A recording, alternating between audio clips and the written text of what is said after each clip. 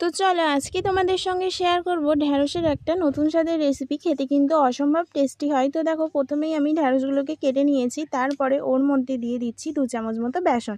বেসনটা দেওয়া হয়ে গেলে ওর মধ্যে পরিমাণ মতো নুন, হলুদ গুঁড়ো আর দিয়ে দেবো লঙ্কার গুঁড়ো। দিয়ে ভালোভাবে কিন্তু আমি চামচের সাহায্যে মিশিয়ে নিচ্ছি। তোমরা হাত দিয়েও মিশিয়ে নিতে পারো। তারপর ওর মধ্যে কিছুটা পরিমাণে জল দেবে।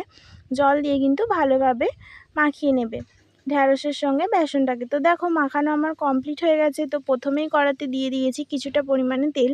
তেলটা গরম হয়ে গেলেই ওর মধ্যে কিন্তু দিয়ে দেবো ওই মাখিয়ে রাখা ঢ্যাঁড়সগুলো। দেখো দিয়ে দিলাম, দিয়ে ওটাকে কিন্তু নেড়ে চেড়ে ভালোভাবে ভেজে নিতে হবে। ঠিক এরকম লাল লাল ভাজা হয়ে গেলেই কিন্তু তুলে নেবে। তো দেখো, আমি কিন্তু ঢ্যাঁড়সগুলোকে তুলে নিচ্ছি। তারপরে ওই কড়ার মধ্যেই কিন্তু কিছুটা পরিমাণে তেল দিয়ে দেব। তেলটা দেওয়ার পর ওর মধ্যে একটা বড় সাইজের পেঁয়াজকে আমি কেটে রেখেছিলাম, তো সেটাই দিয়ে দিলাম।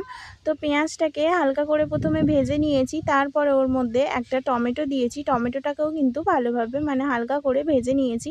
তারপরে ওর মধ্যে দিয়ে দিলাম পরিমাণ মতো নুন।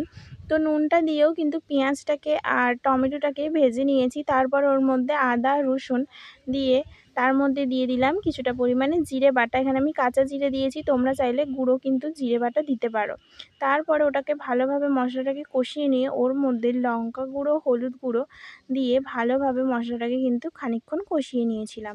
তারপরে ওর মধ্যে দিয়ে দিলাম কিছুটা পরিমাণে জল।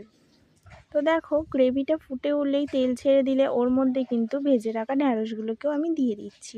তো দেখো, তারপরে মশলাটাকে কষিয়ে ওর মধ্যে কিছুটা পরিমাণে জল দিয়ে ফুটতে দিতে হবে কিছুক্ষণের জন্য। তো দেখো, এরকম গ্রেভিটা হয়ে গেলে কিন্তু নামিয়ে নিলে তৈরি হয়ে যাবে একটা দুর্দান্ত স্বাদের ঢ্যাঁড়সের রেসিপি। ভিডিওটা ভালো লাগলে অবশ্যই লাইক কমেন্ট করে দিও।